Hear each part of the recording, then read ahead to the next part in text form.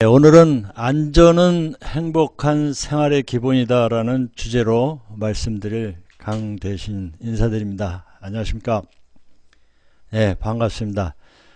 제가 고개를 드는 것은 이제 화면에 저기에 이제 그 대화방이 있어요. 그래서 그 대화방에 질문이 올라오면 눈을 위로 올라가는 거는 대화방의 내용을 듣고 질문에 답하는 것으로 하겠습니다. 하여튼 여러분들 이렇게 반갑습니다. 지금 6번째 순서인데요. 자리를 마련해 주신 우리 한국기술개발협회 회장님에게 감사 인사를 드립니다. 자, 안전은 행복한 생활의 기본이다. 우리가 이제 사회생활에 있어서 모든 삶에 이 안전을 우리가 이제 기대를 하고 있습니다. 그래서 시작하기 전에 안전은 곧 질서이고 협력관계이다라는 전제로 말씀을 드리도록 하겠습니다. 저는 그 서울 메트로에서 37년간 근무하면서 방어 보안 차장을 했고 역장, 그 다음에 뭐 차량기지 관리부장을 이렇게 했습니다. 그리고 이제 승무 생활을 했을 때 12,000시간의 그 무사고 운전 표창도 수상을 했고요. 재난안전교육, 그 밖에 안전관리실 소속으로 해서 안전 및 그 보안점검 등등을 이렇게 많이 이제 업무상 진행을 했었고요. 보안 전문가 과정 등등을 이수를 해서 재난과 관련된 또는 이제 안전, 보안 등등에 관련해서 오늘 이렇게 그 이야기를 하도록 하겠습니다. 잠깐 그 동영상을 좀 보겠습니다. 이 동영상이 이제 그 삼풍백화점 뿐만 아니라 안타까운 일이지만 대구 지하철, 그 다음에 뭐 그 밖에 이제 스페인의 그 열차 그 인터넷을 통해서 사이버를 통해서 4개의 열차를 공시하시면서 그 다음에 9.11 사건 등등을 우리가 살고 있는 도시에는 꿈과 희망, 행복이 있습니다. 우리가 그 꿈과 희망, 행복을 사회생활에서 지키는 문명이 것은 바로 발전하면서 안전입니다. 사회에 많은 여러 사람들이 이용하는 형태로 시설물들이 갈수록 복합 대형화, 건물, 고층화되고 고도화된 있다. 건물 속에서 사고가 따라서 한 번 사고가 나면 우리가 대형 이제 사고로 이어지게 된다. 불가항력으로 일어나는 그 이런 이유는 이제 태풍, 지진 사고들이 등의 자연재해나 이따가도 테러, 이제 화재와 같은 말씀드리겠지만 외부적 요인을 제외하면 자연재해로 구조적인 경우가 해서 이 대부분이다. 사고 부분으로 분류되는 즉 부분은 부실 시공이나 앞으로 불법 증개축 혹은 이제 용도 변경, 대형화되어 있는 이제 집안 사고로 침하, 많은 인명피해가 발생한다는 노후화 진행, 마지막에 이제 이 유지관리 소홀 화면에서는요 등이 원인이다. 백드리프트라고 하는 소방관들이 가장 많이 이렇게 건설교통부는 지난 2001년 그 9월 사례가 11일 이제 뉴욕의 마지막 세계무역센터 테러 발생 이후 그래서 최근 스페인 열차 안전과 동시다발 폭탄 관련된 테러가 발생하는 전반적인 등 부분을 전 동영상으로 세계적으로 이렇게 빈번히 뽑아봤는데요. 발생하고 있는 테러에 말이 대비 겹쳐가지고 대책을 마련하고 잘 있다. 들리려나 모르겠습니다. 그래서 이 우리 생활의 특히 공항시설물 점검 및 항공기 납치, 이 부분에서 항공기 내 이 폭발물 설치나 화재를 유독물질 지나가는 살포, 소방관들이 가장 이제 사고를 고속철도나 많이 지하철 내 당하는, 폭발물 알면서도 설치, 상업을 나가는 게 이제 유독물질 살포, 인데요. 화재 발생, 연소물과 그 연료와 열과 도로나 교량, 그다음에 댐 등 산소가 주요 시설물의 공급되는 이 폭파, 트라이앵글 모형에서 이 저수진의 산소가 독극물이나 이제 세균 부족하게 되면 이 열과 그 연료가 이제 그 산소를 그리고 화재, 건축물 내 불을, 폭발물 설치 등 유지하기 테러 위해서 유형별로 이렇게 초동 대처 산소를 능력 배양에 빨아들입니다. 힘쓰고 있다. 그래서 화재 진압할 때 소방관들이 그 밀폐된 공간에 불가피하게 이제 열어야 됩니다. 보시는 바와 같이 유리창 이런 걸 이렇게 깨버리면 바로 그 백드래프트라고 해가지고 이 압축되어 있던 그 상황에서 갑자기 이제 이 공기가 유입됨으로 해가지고 폭발이 일어납니다. 그래서 요 백드래프트 때문에 소방관들이 많이 다치는데, 이러한 그 뭐 테러서부터 그 안전, 지진, 자연재난, 그 다음에 이런 소방, 이런 화재, 이런 부분에 대해서 전반적인 이야기를 제가 드리려고 합니다. 그래서 나의 안전과 가족의 안전, 그 다음에 기업의 안전, 나아가서는 국가의 안전, 이런 부분들을 이렇게 순서대로 한번 이제 이야기를 하는데, 여기에서 왜 갑자기 안전을 얘기하는데 무슨 사채액설, 도용심리, 사상치를 왜 이거를 앞에다 뒀냐면요, 우리가 밀폐된 공간에서 조난을 당하든, 그죠? 아니면 산악지대에서 낙오가 됐던, 또 고립돼 있거나 조난을 당하거나, 특히 이제 엘리베이터 같은 데서 밀폐된 공간에 갇혀 있을 때 이 굉장히 그 심리적인 그런 부분들이 나타납니다. 그래서 공포감, 이런 부분들을 헤쳐나갈 때, 아까 제가 서두에 안전은 질서와 협력이라고 그랬잖아요. 여기서 그 체질별로 어떤 그 심리적으로 벌어지는 그런 부분에 대해서 질서를 빨리 잡아야 되는 그런 부분 때문에 먼저 제가 첫 번째 순서로 넣었고요. 그 다음에 이제 보안, 안전, 자연재난, 소방안전 순으로 해서 우리가 사회생활하면서 이렇게 겪는 모든 부분들을 제가 한번 이렇게 터치를 해보도록 하겠습니다. 자, 말씀드린 대로 안전은 질서이고 협력관계라고 이제 말씀을 드렸습니다. 우리가 이 70년대, 80년대, 90년대의 그 발전행정론에 의해서 이제 먹거리 부분이 어느 정도 이제 충족이 되면서 안전에 대한 욕구가 극대화됐습니다. 예, 극대화됐죠. 그러는 과정에서 많은 사고들이 있었습니다. 그래서 이런 그 안전 욕구가 이제 어느 정도 충족이 되게 되면, 물론 이제 개인적으로 부를 축적하신 분들 여러 형태로 해서 사회적 욕구나 존경의 욕구, 자아 실현 욕구 등의 머슬로우가 이야기하는 이런 부분을 이렇게 가시는 분들이 많이 계세요. 그러나 사회 전반적인 부분을 제가 이야기를 하는 거기 때문에 이런 어떤 급격한 그 경제 발전을 이루기 위해서 소수의 의견을 조금 이제 참작 안 하던 시절이 있었죠. 그게 이제 어느 정도 충족이 되니까 이게 풀리면서 안전의 욕구 부분을 이야기를 이제 좀 많은 민원들이 쏟아지고 그런 사고들이 지금 많이 발생을 하고 있습니다. 민방위 교육은 아니고요. 오늘 그 우리 R&D 하시는 우리 기술개발협회에 계신 분들에게 다양한 이야기들을 우리 겪을 수 있는, 나의 안전이 가족의 안전이고 기업의 안전이고 충족시킬 수 있고 나라의 안전도 도모할 수 있다라는 부분에서 폭넓게 이런 교양 강좌로 이해를 하시면 됩니다. 민방위 교육은 아닙니다. 제가 그 참석증은 끊어드리지 못하고요. 우리가 에빙하우스가 한 얘기가 있죠. 그 1시간 뒤에 망각곡선에 의해서 다 이제 잃어버리지만, 반복적으로 이런 안전 얘기를 들을 때 어떠한 상황이 벌어지게 되면 그 생각했던 부분, 우리가 꿈은 꿈으로서 끝나지만 꿈에 비전을 담으면, 여기 목표를 실으면 비전이라고 그러잖아요.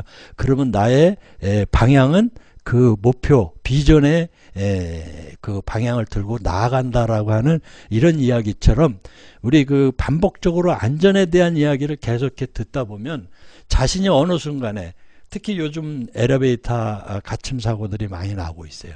이럴 때 그 공포감을 덜어내고 그 트라우마를 없애면서 평범한 삶을 유지할 수 있는 이런 부분에서 받아들이시면 편하게 갈 것 같습니다. 그래서 이런 그 안전의 욕구를 왜 여기서 뭐 체질이 나오고 도용심리가 나오고 하는 이런 부분들에서 안전은 질서라고 그랬잖아요. 그래서 여기 몇 사람이 갇히든 몇 사람이 조난이 되든 이 안에서 빨리 이 지도자가 자연스럽게 다툼 없이 묵시적으로 이렇게 여기 리더가 나와야 됩니다. 그런 면에서 우리가 요런 그 공간에서 혹은 조난 혹은 뭐 이제 고립된 불안전한 지대에서 안전지대로 올 때 그 성격들, 행동 유형들을 우리가 어느 정도 알고 있으면 불안전한 장소에서 안전한 장소로 빨리 이렇게 이동할 수 있다라는 전제로 이제 이런 부분을 이야기를 합니다. 우리 그 히포크라테스 의사들이 그 가장 존경하고 그 따르는 이제 의성이라고 하는 이제 히포크라테스가 사채액설을 얘기를 했어요. 그리고 이제 그 18세기에 이제 칸트가 그 도용심리를 이제 이야기를 했는데 이게 사실은 사채액설에 근간을 두고 있어요. 그래서 이 계몽주의 사상을 해서 이제 비판주의적인 어떤 이런 부분을 폭을 넓혀갔던 칸트 사상이 밑바탕에는 이 도용심리를 이제 연구한 자료도 있지만 그 근간은 사채액설에 이어진다라는 거죠. 히포크라테스는 2400년 전의 사람이죠. 우리 칸트는 이제 18세기 분이고, 우리 이재마 선생은 동문은 이제 그 아홉이다. 동력동자에 무술무자 써서 이제 동무 이재마 선생은 130년 전에 평안도에 오늘날로 따지면 이제 부사관 정도 되시는 분인데 사체질을 연구를 했어요. 물론 이제 중국의 장부생리론이라고 하는 그 흙과 물과 공기와 바람 이 네 가지를 해서 이렇게 이제 뭐 구분한 그 사례는 있지만, 사람에다가 적용한 부모로서부터 태어날 때 오장육부의 대소 강약에 따라서 생각하는 부분이 다른데 각기 다른 외모를 가지고 태어나면서 그 장기의 대소 강약에 따라서 생각하는 게 다르고 생리적 병리적 현상이 다르고, 그리고 똑같은 것을 보고도 각기 다른 이야기를 하는 기질 특성이 있더라고 하는 130년 전에 우리 선구자는 이렇게 이야기를 했어요. 서양에서는 2000년 가까이. 근데 이제 이 부분은 전에도 이제 말씀드렸지만 이제 그 유일사상에 의해서 잠재됐던 게 이제 18세기, 19세기의 도용심리, 그 다음에 디스크, 행동력의 디스크 등으로 이어져 내려오고 있는 거죠. 그래서 이 체질을 안전사고 때, 안전사고가 일어나거나 급격한 상황이 발생을 했을 때 어떤 그 피해를 확산되지 않을 그런 어떤 인적 구성들이 중에서 누군가 하나가 리더가 있어야 됩니다. 그래서 이 체질 얘기를 하는 겁니다. 그래서 이 태양인과 그 트라이앵글 모형 도용심리에, 그리고 체액설의 담즙질은 그 유사한 부분으로 분류되더라. 이거 뭐 제가 이야기는 하고 있지만 사실상 뭐 그냥 제가 말 갖다 이렇게 서류에서 엮는 건 아닙니다. 이게 다 근거가 다 있는 그 연구 문헌들이고요. 그래서 이 태양인 같은 형태는 이제 리더형이 되는 거죠. 그리고 이 태음인이나 그 다음에 스퀘어리 같은 이 사각형의 도형을 이제 유형을 갖고 계신 분과 점액질 부분에, 이분들은 은근과 끈기라고 하는데 이 사고 순간에 어떤 느끼는 감도가 좀 떨어져요. 우리 태음인들은 약간 더디다, 저기 느낌이 좀 뚱하고 잘 이렇게 귀가 약해서가 아니라 상황 파악이 좀 늦는다 그랬죠. 그래서 은근과 끈기는 있지만 상황 파악이 좀 늦어요. 그러다 보니까 이 위기 공포감을 조금 늦게 이렇게 인지를 합니다. 그런데 반면에 이 서클형 이런 이제 그 라운드형의 소양인 같은 경우에는 이 민첩하다고 그랬잖아요. 상황 파악이 빠르고 순발력이 좋은데 이 기분에 따라서 업다운이 동요가 굉장히 심해요. 그래서 기업에서 생산성을 높일 때는 굉장히 분위기 메이커인 소양인들이 굉장히 이제 역할을 하죠. 생산성 향상에 굉장히 도움이 되는데, 이런 그 밀폐된 어떤 이런 상황에서는 또 제일 먼저 가라앉아요. 그래서 우리 엘리베이터에서 이렇게 갇히는 사고 보면 이렇게 주저앉거나 울부짖는 분들이 좀 이런 타입들이 많이 있어요. 제가 이렇게 자기 체질 어떤 체질인데 어떤 도형 심리의 어떤 라운드형의 안 좋은 얘기를 한다고 해서 여러분들은 기분 나쁘게 생각하지 마시고 우리가 그 강점은 강하게 약점은 보완해서 그 저기를 현명하게 대처해야 하는 지혜를 가지시면 되는 겁니다. 거기에 막 매몰되고 그러지 마시고요. 그래서 이 소양인들이 순간 이런 부분이 굉장히 빠르지만 이 위기 상황에서는 오히려 더 이렇게 가라앉는다는 거죠. 제가 그 만화 얘기 하나 할까요? 예. 우리 일본의 그 만화에 그 나오는 그 명탐정 혹시 코난 있나요? 예, 코난 혹시 아시나요? 예, 거기에 보면 그 어린이 탐정단에 아유미가 나오잖아요. 이쁘장한. 예. 근데 꼭 보면 울어요. 그죠? 먼저 울고 위기에 대해서 걱정을 막 해서 주위 사람들이 막 이렇게 달래는 형태가 여러분들 혹시 그 탐정 영화 어린이 탐정에 나오는 코난에 그 아유미라고 하는 그 이쁘장한 그 어린이 있잖아요. 여학생이. 그럼 막 울고 하는 이런 부분에서 우리 갈등 요소를 이렇게 극대화해 가지고 그 어떤 그 이제 그 만화의 그 어떤 명탐정의 그걸 반전을 이렇게 가져가는데 사실은 우리 생활 속에서 어떤 이런 위기 상황에서 이런 말을 먼저 꺼내놓으면 이게 가라앉습니다. 가라앉아요. 그래서 제가 이제 우리 여기 친구도 이제 듣고 있는지 모르겠는데 얼마 전에 이제 제주도 뭐 이렇게 여행을 이렇게 4박을 갔다 왔어요. 제가 볼 때는 이제 다들 의견이 3박 4일이 좀 이렇게 좋다. 4박 5일 하니까 조금 이렇게 갈등이 좀 나타나더라고요. 그래서 가급적 그 자리에서도 제가 이제 왜 말을 안 하느냐, 뭐 기분 나쁘냐, 뭐 이런 얘기를 하는데 내가 그때 그런 얘기를 친구들한테 여행을 가거나 어떤 상황에 있을 때는 가급적 말을 적게 하는 게 그래서 갈등 요소를 줄이는 것도 이런 것도 하나의 형태라고. 그래서 이런 체질적 어떤 그 행동 유형, 성격 등에 대해서 이렇게 4가지 체질이라든가 이런 히포크라테스가 얘기한 체액설이나 칸트의 도형심리 이런 얘기를 제가 지금 하고 있는 겁니다. 그래서 이제 소민이라고 하는 이제 우울질 이런 부분하고 S형의 이제 이런 부분인데 우리 소민은 분석형이라고 하죠. 그리고 좀 이런 상황에서 분석은 이렇게 하고 있는데 결정을 못 해요. 그래서 아까 말씀드린 대로 이 내 체질 아니면 그 이상의 사람이 있을 수도 있죠. 이따가 피닉스라는 그 작품에서 갈등하는 부분을 그냥 화면으로 그냥 제가 터치를 해서 말씀을 드리겠는데요. 이러한 그 위기 상황에서 넘어갈 수 있는 대응력들이 그래서 이 사고에 고립된 순간에서 불안전한 요소에서 안전 요소 지역으로 빨리 갈 수 있는 방안을 찾아야 된다라는 이야기입니다. 갑자기 뭐 성경에 뭐 바울 얘기가 나오나 이런 얘기를 이제 드리면 지난번에는 제가 그 말씀드릴 때 그 뭐죠?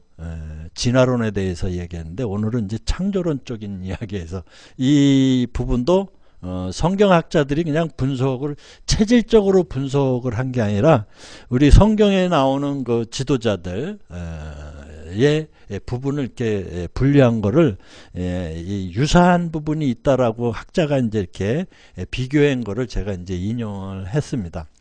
그래서 그 사도 바울이 그 처음에는 상당히 역할을 많이 했잖아요. 사도 바울이. 그래서 미래지향적으로 해가지고 우리가 이제 트라이앵글형, 지도자형이다라고 분류가 되고요.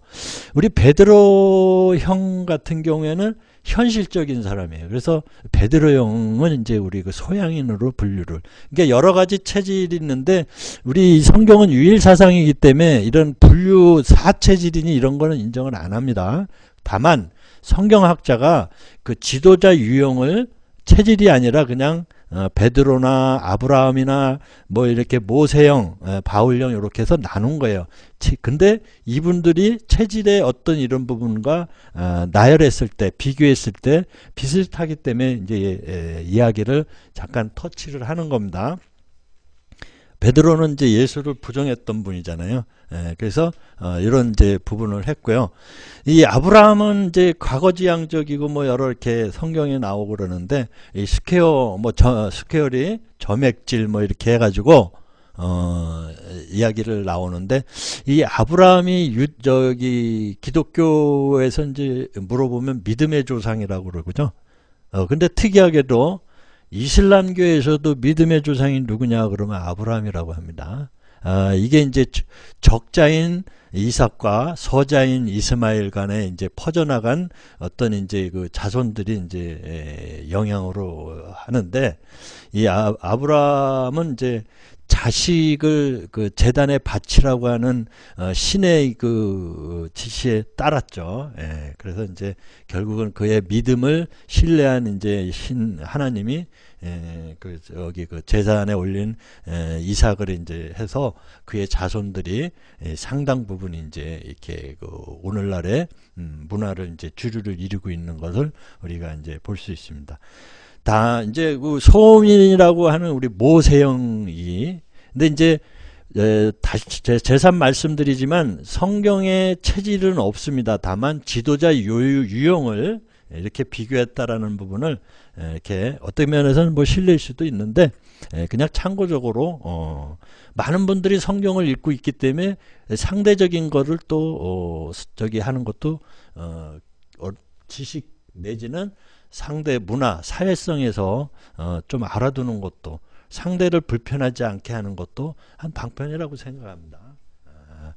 그래서 이제 이 모세는 60이 넘도록 이제 하나님이 그 부름을 받는데도 계속 이제 그 피하죠. 그래서 하나님이 이제 나무의 불의 형상으로 나타나셔서 이제 이런 증거들을 이제 보여드림으로 해서 모세가 결국은 애굽의 이제 지팡이 하나로 홍해를 갈라내면서 탈출을 하는데 지도자로서 역할을 하잖아요. 그래서 물론 이제 이 우유부단한 그 부분에서 또 죄를 짓고 가나안에 간 사람은 모세가 아니라 여호수아잖아요. 이런 부분에서 어떤 지도자 성격 부분은 등등을 할 때 체질과 유사한 부분이 있어서 이거는 제가 강제로 뭐 인위적으로 막 이렇게 넣은 것이 아니라 이런 이제 대비표를 한 게 있어서 제가 인용을 한 겁니다. 왜? 밀폐된 공간에서 안전은 뭐라 그랬죠? 질서와 협력이라고 그랬잖아요. 빨리 불안전한 요소에서 이제 탈출을 해서 안전한 곳에서 나의 안전을 유지를 해야 되는 거잖아요. 그래서 여기에 이제 디스크에다도 이제 대입을 하면 주도형과 사교형과 이제 태음인 뭐 이렇게 소민이 뭐 주도형, 사교형, 안정형, 분성 이렇게 비율적으로도 나오는데 요런 그 부분은 여러분들이 어느 정도 이렇게 학습이 되어져 있으면 불안전한 요소에서도 안전한 것으로 쉽게 또 이렇게 자기의 그 생명을 안전을 지킬 수 있다라는 부분에서 말씀을 드렸고요. 제가 이제 간단하게 피닉스의 그 존 무어 감독의 피닉스 2005년 작품인데요. 그 사막의 유전을 개발을 했는데 여기에 이제 교대 인력이라든가 투자자라든가 기자라든가 이 수송기에 물자를 싣고 교대로 가다가 폭풍을 만나서 사막에 추락을 합니다. 사진 이 부분대로. 그래서 최종 이제 11명이 이제 사막에서 이제 고립이 되는 거죠. 근데 여기서 이제 그 기장은 우리 선장이나 기장은 그 자기가 이렇게 맡은 업무를 최선을 다하기 위해서 이제 그 수습을 하려고 하죠. 자, 그래서 11명이 이제 논의를 하는데 이 기장의 그 특이성의 엘리어트는 이제 끝까지 책임을 지기 위해서 자신을 따르라고 이제 이야기를 하는데 갈등 요소가 나타나죠. 그래서 여기에 보수가 누구냐 이렇게 해서 그 안에서 자꾸 다툼을 합니다. 거기서 이탈하는 사람은 일부 이제 죽기도 하고 이렇게 해서 11명이 한 사람씩 이제 인명이 이제 손실이 이제 오죠. 이러는 가운데서 누가 보수냐 이거죠. 그런데 이 엘리엇 같은 경우는 이제 태양 형태로 해서 자기가 책임을 끝까지 지겠다라고 하는 그 리더형의 그 부분을 이야기를 하고 있어요. 그런데 이제 이 태음인 이 주인공이죠. 프랑크 타우스는 이제 거리가 먼데 뭘 먼 거리인데 그냥 우리 발견할 때까지 기다리자 이렇게 이야기를 합니다. 이게 태음인들의 특성이에요. 그래서 잘 이렇게 새로운 걸 받아들이고 막 이런 스타일이 아닌데 여기서도 이 갈등 요인에서 이 프랑크 타우스가 똑같은 아주 네 가지 이용해서 이 자막에 존 무어 감독이 이런 거를 알고 했는지 모르겠지만 우리가 이제 R&D 할 때도 어떤 문제시 되는 부분 우리 R&D에서 악역을 이제 해소를 하고 거기에 대한 많은 필요성을 결론으로 간직하는 그런 우리 보통 글을 쓸 때 기승전결이 아니라 우리 상사에게 결절받는 거라든가 제안서는 기결승전으로 간다라고 우리 배웠습니다. 이 제안서에서는 여러분들 다른 분야에서 들으시는 분은 착각하시면 안 됩니다. R&D를 사업을 할 때 정부 출연금이나 보조금 정부 융자를 받을 때 정부에서 과제를 줄 때는 위에서 결제를 하시는 분들은 문제점이 있는데 어떻게 해결했다라는 결론을 먼저 봅니다. 왜냐하면 수많은 제안서들이 올라오기 때문에 그래서 아마 이 R&D는 기승전결이 아니라 기결승전으로 이렇게 결론을 앞쪽에 우리 논문도 그렇게 분류가 될 수 있다라고 보죠. 자, 길어졌는데요. 자, 이 프랭크 타운스가 이제 발견할 때까지 기다리자라고 이렇게 합니다. 근데 우리 서양인들은 이게 기분의 업다운이 심하다 그러잖아요. 이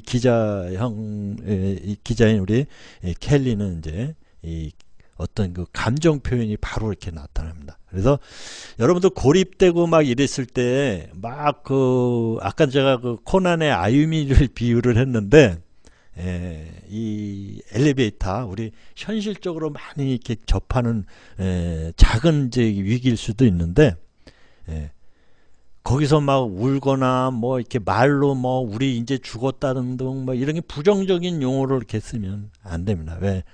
태음인들은요 좀 뚱한데 옆 사람이 뭐라고 하면 따라가거든요. 같이 가라앉아 버리면 희망을 잃어버리면 자기 안전도 보장이 안 되는 거예요. 그래서 이런 고립된 부분에서 이렇게 가라앉는 이런 부분은 좀 지양을 해야 된다라는 거죠. 이래서 체질 공부라든가 도형 심리라든가 이런 부분들을 어느 정도 알고 있어야 된다는 얘기가 바로 그런 부분이죠. 자, 요 로드니는 이 유전 개발의 대주주입니다. 이분은 장난감 비행기 같은 거를 이렇게 설계를 해가지고 이렇게 장난감을 팔아서 돈을 많이 벌어서 유전에 투자한 분이에요. 근데 이분이 비행기 설계를 하겠다고 나섭니다. 왜? 소민들은 분석적이니까. 아까 이제 비행기 수송기가 떨어질 때 추락을 할 때 엔진이 하나가 망가졌어요. 근데 엔진 하나를 가지고 재설계를 해가지고 결국은 이제 유목민들 유전 개발하면 지역 주민 환경단체에서 반발을 하잖아요. 그래서 요런 이제 유목민들의 위협에 이제 이 비행기 엔진 하나를 살려서 요 비행기가 좀 이상하잖아요, 구조가. 이렇게 해서 탈출을 합니다. 이것은 무엇을 얘기를 하냐면 위기 상황에서 이 체질별 도형 심리별로 해서 리더를 빨리 암묵적으로 좀 이렇게 내세워서 그 사람 말을 중심으로 해서 우리 소민이 잘 분석하잖아요. 본인들은 결정을 못하지만 리더인 이 태양인이나 아니면 트라이앵글형 점액질 이 스타일의 분이 끌고 나가면 태음인은 이렇게 받쳐줍니다. 따라가는 건 잘 따라가요. 태음인들이. 그래 알아서 해. 요렇게 얘기하는 사람들이 태음인이 많이 있다라는 거죠. 그래서 순서에 재난안전 순서에 심리적인 부분을 제가 먼저 터치를 했습니다. 그래서 두 번째 보안인데요. 제가 이제 보안을 해서라기보다는 제가 보안 전문가 과정도 했고 재난안전 과정도 하고 그 다음에 지금 숭실대에서 국민안전교육관리지도사 이런 교육도 이제 받고 있습니다. 그런데 보안을 지지하고 안 하고 이런 관계가 아니라 시크릿이라고 하는 그 영어에서 오는 이 부분이 이제 우리가 거부감이 좀 굉장히 좀 있어요. 우리 정서에. 근데 이 보안이라고 명명한 거는 미군정 시절에 1948년도에 이 시크릿을 보안으로 이제 번역을 하게 된 거죠.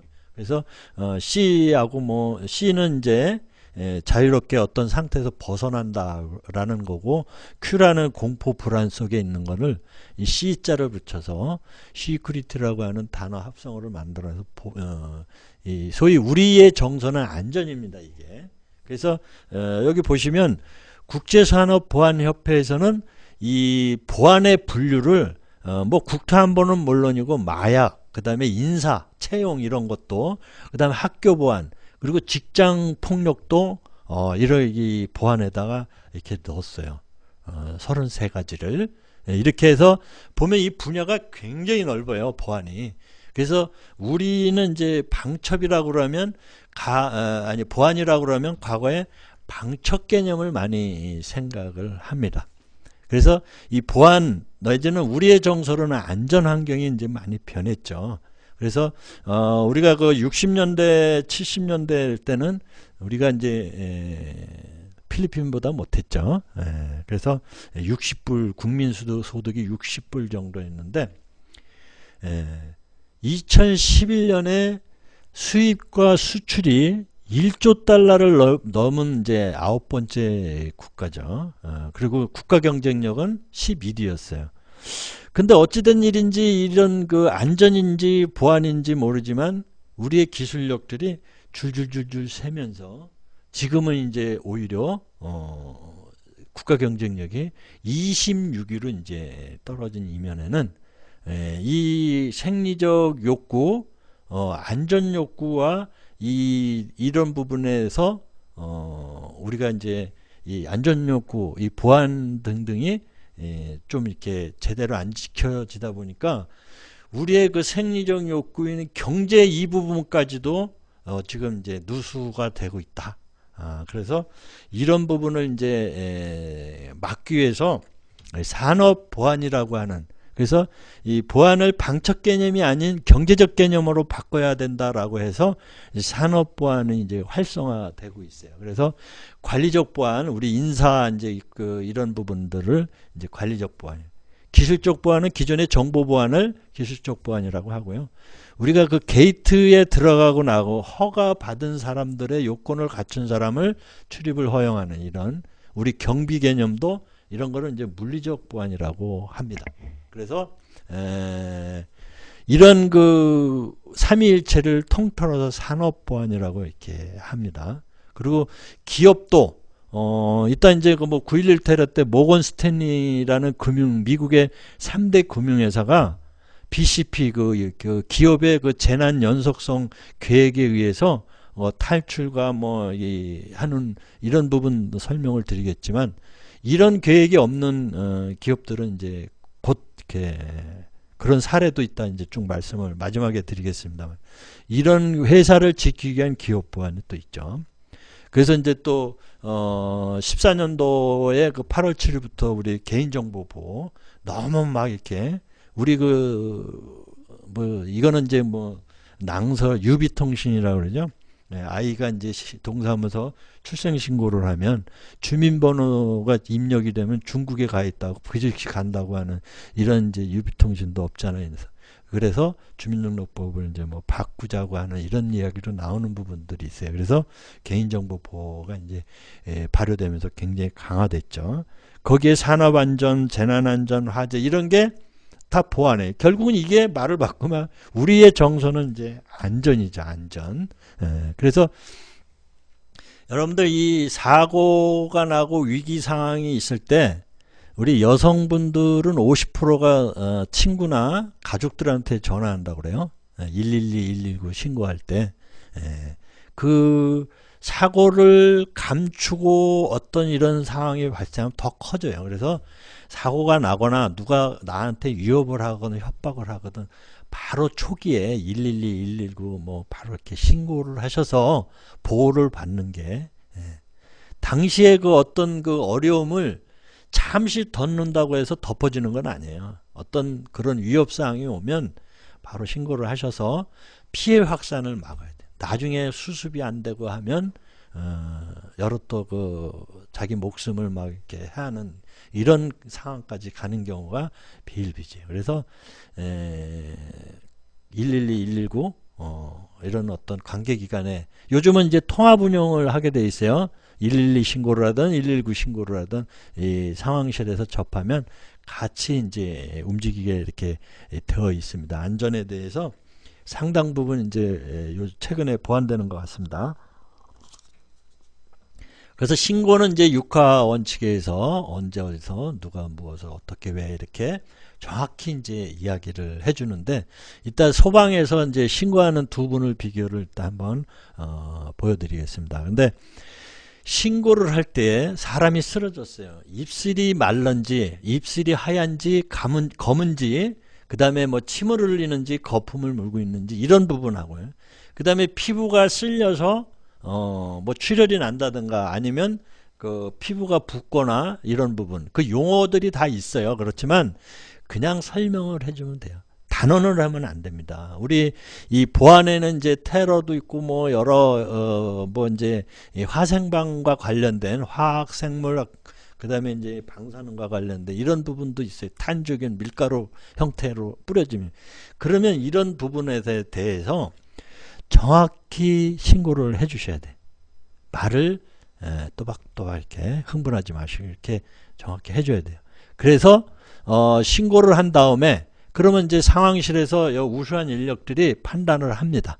그래서 출동을 거품을 물고 경련을 한다든가 이러면 이제 이게 이제 뭐 탄저균의 가능성이 있고 그러면 화학적인 그 장비들이 먼저 출발할 수 있도록 이렇게 조치가 되는 거죠.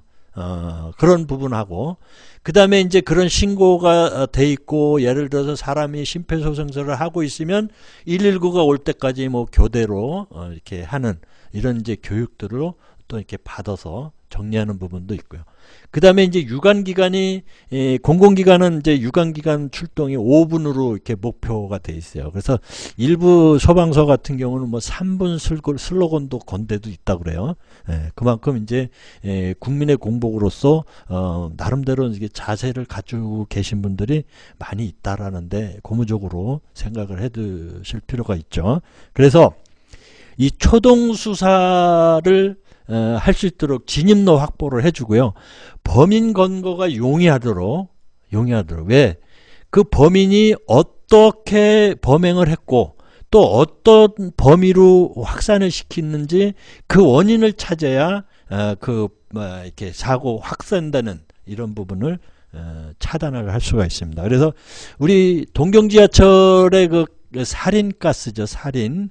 사람을 죽인 살인이 아니라 그 화학용어 살인가스를 살포를 해서 동경지하철의 20개 역에서 이제 확산이 됐죠. 이때 이제 3일 만에 바로 옴진리교에 들어가서 그 화학약품 살인가스를 대량으로 있는 부분을 확보를 해서 더 많은 피해를 막았던 사례. 이런 것이 이제 범인 검거나 초동 수사에 이 증거 인멸을 해서는 안 된다는 거죠. 그래서 그 부분을 보존을 해주면서 최대한 인명은 이제 살릴 수 있는 이런 방안 등을 강구를 해서 진입로 확보 등을 이렇게 해줘야 된다라는 부분이 있어요. 그래서 평상시 이제 이렇게 많이 훈련이 지금 저는 좀 많이 했거든요. 저는 을지 연습 같은 거 뭐 해서 이제 그 폭발물 부분도 현장 근무할 때 신고해 가지고 그 열차 운행 중단을 과감하게 결정을 하고 많은 사람들이 만류해서도 과감하게 폭발물 신고를 했던 그런 이제 기억들이 좀 있습니다. 자, 그 다음에 이제 보안에서 이제 개인정보보호법이 14년도 8월 7일에 이제 발효가 됐는데 이 강대신이라고 하는 사람은 강의를 받기 위해서 강의를 이제 해서 강의를 통해서 수익을 올리기 위해서 개인정보가 이제 오픈이 돼 있죠. 저 같은 경우에 그런 경우는 이제 제가 이제 비즈니스 하는 차원이고, 이 그림이나 아니면 메일 주소 내지는 이제 3가지 이상의 것을 해서 자연인인 강대신이를 확인할 수 있는 방법의 자료를 수집을 하면 개인정보법 위반입니다. 그 어떤 그 강대신이라고 하는 이름과 이런 매치되는 부분 외에도 이름 아니고 사진 아니고 뭐 메일 주소라든가 뭐 기타 등등 여러 가지 그 기록물을 통해 가지고 자연인을 확인할 수 있다라고 하면 이건 개인정보법 위반 수집에 관련 이런 거 하면 안 되고요. 주민등록은 당연히 저장 관리에서는 안 되고요. 그리고 이제 제공을 이제 과거에는 이제 이 대기업들이 여러 개 기업을 이렇게 운영을 하면서 뭐라 그럴까요? 뭐 자회사라든가 이런 데다가 이제 이 공유를 했죠. 근데 요즘은 이제 이 뭐라 그럴까요?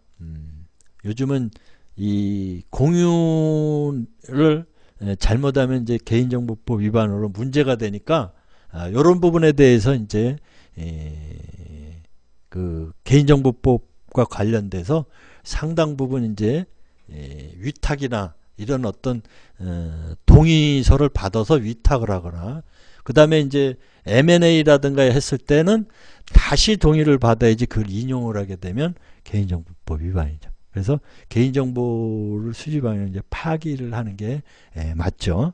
그 다음에 이제 내가 침해를 당했다. 근데 과거에는 이제 소수 의견을 무시했는데 지금 그 권리 주장을 할 수 있도록 개인정보법이 강화가 되어 있습니다. 그렇게 해서 이제 보안이라고 하는 개념으로 말씀을 드렸는데 우리의 정서는 이제 안전이 이제 크게 보안이 들어가 있는데 우리가 이제 시크릿 개념으로 볼 때는 따로 있어서 제가 일부러 이제 분리를 해서 말씀을 드렸습니다. 자, 안전에 관한 건데요. 이제 국민안전교육진흥기본법이 이제 1월에 발효되면서 실질적으로 5월 30일 날 시행이 됐어요. 그래서 국민안전처에서 했는데 다시 새로운 정부가 들어서면서 행정안전부로 다시 이렇게 넘어갔죠. 그래서 요거는 이제 국민안전처에서 만든 건데 어찌됐든 처도 장관이고 부도 장관이에요. 그죠? 네. 근데 처는 국무총리가 이제 책임을 지는 기관이고 부는 대통령이 책임을 지는 그런 부분이 있어요. 그래서 처와 부는 그렇게 구분을 하시면 돼요. 그래서 다시 이제 대통령이 안전에 대해서 챙기겠다는 그런 이제 의미가 이제 있는 것 같은데요. 어쨌든 국민안전교육진흥법이 이제 국민안전처에서 만들었지만 이제 이게 승계가 돼서 생애주기별 안전교육이라고 해가지고 6가지 이렇게 나눴어요. 뭐 생활안전, 교통안전, 자연재난, 그 다음에 사회기반 체계안전, 범죄안전, 보건안전. 그래서 우리 사회생활에 여러분들이 여기 어디를 가든지 여기 어디는 다 이렇게 어떻게 연결이 되어 있어요. 그래서 생활안전에 뭐 이제 시설안전이라든가 뭐 이렇게 화재 뭐 이런 여가 활동에서 일어날 수 있는 부분. 거기에 또 나이별로 해서 반복적으로 안전에 대한 이제 이렇게 부분이 어떤 그 우리 생활 속에 깊이 이렇게 이제 내재되어 있을 수 있도록 이렇게 이제 프로그램을 만들어놨어요. 그래서 교통안전이니 재난안전, 사회기반, 뭐 보건안전 이렇게 해서 이제 연초에 실시됐을 때는 지원자가 그렇게 많지 않았는데 정권이 바뀌면서 안전에 대한 화두가 커지면서 이번에 숭실대에서 국민안전 교육 그 지도사 과정이 개설이 됐는데 대단한 열기가 있었어요. 그래서 토요일 일요일에서 5일을 이제 교육을 해서 35시간을 하는데 지원자들이 굉장히 많았다는 거예요. 열기가 이제 그래서 그만큼 이제 안전 그 어떤 이제 그 생리적 욕구가 충족이 되어 있는 상태에서 이 안전 욕구 그리고 이제 사회적 욕구로 이제 넘어가는 그 사회 수준이 이제 단계별로 올라가겠지만 편안하고 온전하며 탈이 없는 상태를 우리는 안전이라고 그러죠. 그런데 우리는 이제 과거에 죄송합니다. 과거의 방적 개념으로 해서 안전과 보안은 별개라고 생각하시는 분들이 아직도 많이 이제 있다라는 거죠. 어쨌든 이 안전과 관련된 단체들이 굉장히 많아요. 그래서 그만큼 우리 사회가 안전에 대해서 많이 의식을 하고 있다라는 모습을 볼 수 있습니다. 잠시만요. 그래서 이 관련 단체들이 많이 있고요. 나름대로 많은 활동들을 하고 있습니다. 그래서 우리가 안전을 이야기할 때 우리가 그 사고가 날 뻔한 사고 이거를 이제 300건이 있으면 경미한 사고가 이제 29건이 생긴다는 거죠. 그리고 경미한 사고가 29건이 생기면 바로 중대재해가 한 건이 반드시 생긴다. 그래서 요즘에는 사고가 날 뻔한 사고도 다 이렇게 기재하게 돼 있어요. 그래서 이런 그 데이터 값들을 다 뽑아서 중대재해를 예방하기 위한 대책을 수립하도록 이렇게 조치를 하고 있습니다. 그래서 산업재해 유형을 보니까 이제 천재지변은 2% 정도밖에 안 되는데 오히려 자연재해는 엄청 크니까 재산 피해라든가 사상자들이 많이 나는 경우가 있죠. 죄송합니다. 그런데 이제 이 근로자들의 불안전한 이 행동이 80%가 넘는다라는 거죠. 불안전한 이런 요소들이. 그래서 이런 이제 우리나라 그 법 체계라든가 뭐 여러 형태로 보면요. 이 일본의 그 어떤 이제 과거 뭐 불행한 건도 있지만 일본법에서 이제 많이 이렇게 원형이 되어 있고요. 많이 이제 바뀌었지만 그 작업장 환경에서도 어떤 이렇게 불안전한 요소를 제거하기 위해서 하는 부분들이 인용되는 부분 대표적인 게 이제 단독 지적 환호응답이라는 거. 우리 지하철에서도 혼자서 이렇게 열차를 운행하고 이런 이제 근무하시는 분들이 많이 있죠. 역도 그렇고 관제도 그렇고 뭐 이제 기관사도 그렇고 이렇게 혼자서 근무하는 요소들이 많이 있어요. 이럴 때 장시간 이제 근무를 하게 되면 일본 용어지만 가수라 그러죠. 가수 졸음 우리말로. 그래서 이 졸음을 예방하거나 어떤 확실한 그 부분을 이야기할 때 우리 이제 열차 운행할 때는 이제 그 소리를 크게 이렇게 합니다. 60 진행 해가지고 손을 뻗치면서 그 폐색 신호등이라든가 그 목표물의 표지판을 향해서 지적을 하고 60km 그 다음에 뭐 45km 감속 뭐 이렇게 소리하고 이렇게 응답을 하고 해서 명확한 자세를 가질 때 불안전한 행동 요소는 그만큼 제거된다라고 해서 단독 지적 환호응답 이런 그 부분도 있어요. 이렇게 해서 여러 가지 이 부분에서 안전을 이제 꾀하기 위한 노력들을 많이 하고 있어요.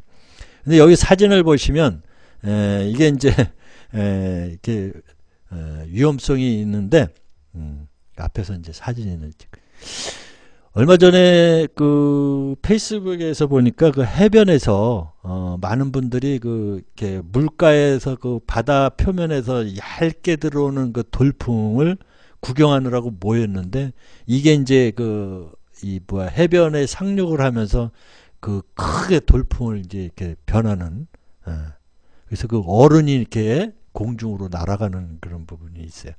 그래서 자기의 안전은 위험 요소가 여러분들 호기심의 대상은 되지 않습니다. 여러분 스스로 다치면 가족도 그렇고 많은 사람들이 거기에 대한 걱정들 내지는 이제 시간적, 경제적 이런 피해들이 발생을 하죠. 자, 이건 뭐 묘기대행진인지 모르겠는데 이런 거를 해서 이런 거는 좀 안 하는 게, 왜냐하면 아이들이 많이 보잖아요. 우리가 이 강의, 우리 뉴스를 하면 어떤 수준으로 여러분들 뉴스 하는 것 같아요? 지금 우리가 방송하는 뉴스는요, 중학교 2학년 학생들이 알아듣도록 그렇게 많은 사람들이 알 수 있도록 이렇게 낮춰서 방송을 하는 거예요. 그런데 많은 사람들이 잘 이렇게 이해가 안 되니까 또 한 걸음 더 들어간다라고 하는 이런 부분이 오히려 그런 프로가 또 인기가 있잖아요. 한 걸음 더 들어간다고 해서 설명하는. 자, 우측 사진에 보면 저도 이제 역장을 해봤습니다만은 요즘 이렇게 하면 소속장 바로 징계 들어갑니다. 그래서 저도 이제 이렇게 역장을 할 때는 그 안전조끼 형태로 해서 몸에 이렇게 저기 하는 그런 이제 자켓이 있어요. 그래서 끈을 묶고 나서 연결한 다음에 이런 공간은 올라가게 돼 있어요. 근데 여기에 상당히 위험 요소들을 갖고 있는데요. 어쨌든 이제 안전과 관련된 팁을 하나 드리면, 왜냐하면 안전에 대한 그 상황이 무수하게 많겠죠, 그죠? 그런 일반적인 거를 제가 뽑아봤는데, 안전 팁으로 제가 안전 교통사고로 처리되는 비용이 124조 원이나 된다고 그래요. 추정치죠. 어마어마합니다. 그런데 우리가 이렇게 옆에 사진처럼 정체가 되면 짜증나는 시간이 보통 이제 50초에서 80초라 그래요. 짜증내는 시간이. 그래서 장기간 되면 슬슬 이렇게 혈압이 올라가죠.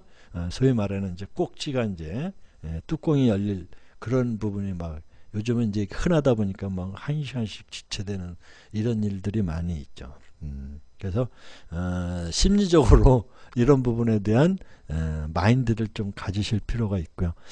우리가 큰 차를, 저는 이제 그 운전을 잘 안 합니다. 저 장롱면허인데 그렇지만 이제 그 조수석에 많이 이렇게 타죠. 그리고 이 큰 차를 뒤따르지 말라고 하는 많은 이야기들이 있는데, 이게 연구 논문이 있어요. 이 시야가 작게 보이는데 그게 우쪽으로 있으면 거리가 이제 먼 걸로 착각을 해서 추돌 사고를 많이 일으킨다라고 하는 논문이 있어요. 또 더불어서 SUV 차죠. 이 운전석이 좀 높아서 그 신호등이 이렇게 이제 멀리 보이는 걸로 착각이 돼서 추돌을 한다는 거죠. 거리 감각이. 그래서 이런 부분에 대해서 SUV 차나 그리고 운전하실 때 그리고 이제 골목길에서 아이들 있잖아요. 놀고 있으면 경적 울리지 말아요. 방향 감각을 잃고 오히려 경적 울린 차로 뛰어든다는 거예요. 그게 논문으로 이런 연구 부분이 있어요. 경찰청 거 보면 자료에도 있고요. 그리고 이제 전기차 같은 경우는 이제 하이브리드 차 같은 경우는 소음이 적다. 그리고 자전거는 놀이기구가 아니라 자동차 똑같이 적용을 받는다는 거 참고하시고요. 우리가 고속버스를 타면 다들 운전석 뒤가 이제 안전한 걸로 이렇게 알려져 있어요. 그게 이제 조금씩 지루한가 봐요. 근데 나가시는 분들이 많이 계시네요.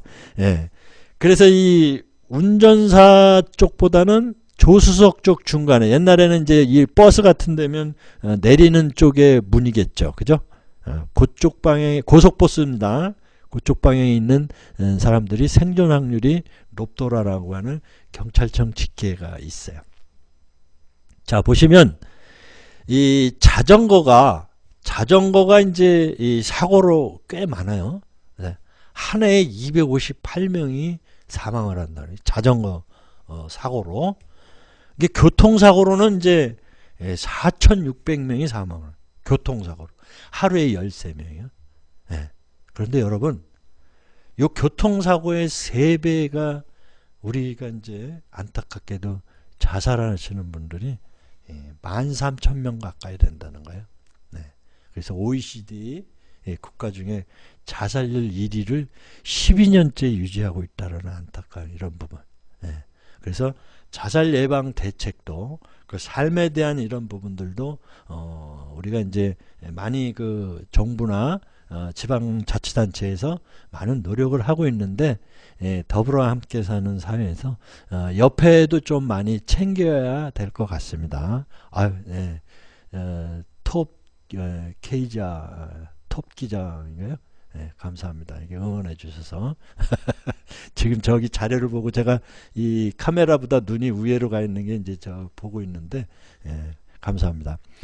이 산업안전보건 일종의 이제 화학 케미칼에 관련된 이런 부분들이 우리 이제 인체에 치명적인 부분을 장애를 가져옵니다. 그래서 이 메틸알코올이라든가 이런 부분은 이제 시신경 장애가 일어날 수 있고, 염화탄소는 간 장애. 우리가 구미에서 이제 불선을 건준한 선 의원님 감사합니다. 예. 구미 불산 유출 사고 때 그 마을에 알리지 않았죠. 그래서 많은 분들이 입원했던 이런 부분들이 있죠. 그래서 이렇게 이제 조금 설명을 해드리는 이유는 신고할 때 그 현상들이 있어요. 그런 거를 이야기를 해주면 신고할 때 육하원 측에서 말씀드리지만 자세하게 그냥 속단을 하면 안 됩니다. 이거는 뭔 것 같다라고 이야기하는 스스로 마인드를 가져가면 상황실에서는 혼돈을 한다는 거죠. 그냥 있는 그대로만 설명해요. 거품을 물고 있다, 침을 흘린다, 동공이 열렸다, 눈이 이게 넘어갔다, 뭐 이런 표현을 하시면 되는 거예요. 자, 그래서 또 이제 생물에서 바이러스에 의한 전염병 등이 있죠.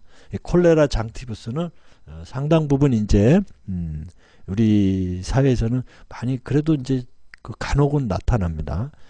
우리가 5만 가지 병이 있다라고 하는 우리 옛 분들의 이제 말씀 중에 있는데, 우리가 인간이 밝힌 병은 12,420가지라고 그래요. 그 중에 완전 정복한 거는 200가지 정도밖에 안 된답니다. 우리 현대 의술이. 그래서 이런 이제 콜레라나 대장균 같은 거는 뭐 식중독을 일으키는 거 뭐 이런 부분들이 다 밝혀졌고, 근데 이제 그 뭐 흑사병 뭐 다 이제 조금 공부하신 분들은 중세 유럽의 4분의 1이 사망한 이런 참사가 있었다는 거. 근데 요즘에는 이제 AI 조류 인플루엔자가 이제 있어가지고 가금류들을 그냥 대량 이렇게 하고, 구제역이 발생하면 또 돼지들 뭐 이렇게 광우병 뭐 이런 부분들이 이제 이 새롭게 자꾸 이렇게 나타나고 있어요. 그래서 이것이 조류독감 같은 경우에는 중국에서는 사람한테도 전이돼서 10여 명이 지금 사망한 걸로 보고가 돼 있죠. 올해입니다. 그래서 이런 부분에 대한 예방을, 손, 발을 씻는 부분이죠. 자, 재산 말씀드리지만 눈과 코, 귀, 입으로 또는 피부로 이렇게 침투되는 이런 이제 손상들을 여러분들이 신고할 때 정확하게 손, 발 등을 잘 씻음으로 해서 예방도 있지만, 만약에 주위에 사람이 쓰러졌고 거품을 물고 경련을 이렇게 했을 때 피부를 보고 이러한 용어는 몰라도 돼요. 그냥 살이 굉장히 쓸려서 출혈이 많이 나고 있다. 이렇게 오돌돌돌하게 물집이 돌출이 되고 뭐 몸을 떨거나 아니면 의식이 없다든가, 눈 조금 저기 하면 눈을 열어서 눈동자가 넘어간지 동공이 축소됐는지, 이런 부분들을 이야기를 신고를 할 때 참조를 해달라고 해서 제가 이런 부분들을 이야기를 합니다. 자, 이 성희롱도 이제 안전의 일종이죠. 양성평등에 관련돼서 뭐 육체적, 언어적, 시각적, 그 다음에 뭐 이런 이제 성적 굴욕감들인데, 규준은 이제 여러분들 많은 교육들이 했는데도 그래도 이제 성희롱 사건이 많이 나타납니다. 추행도 마찬가지고요. 이 성희롱과 성추행 뭐 이런 부분은 피해자 관점으로 판정을 합니다.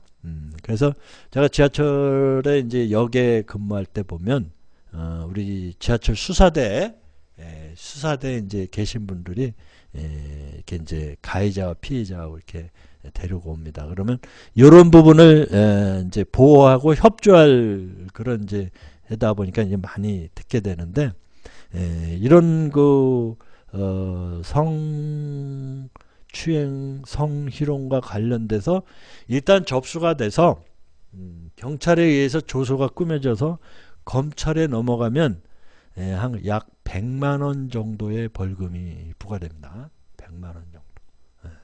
그런데 나는 아니다. 뒷사람이 내 이렇게 해서 손을 넣는데 내가 아니고, 근데 뒷사람은 가버리고 없고 나는 억울하다. 그래서 정식 재판을 청구하게 되면 변호사 비용까지 해서 한 400만 원 정도 됩니다. 그래서 무죄를 받았어요.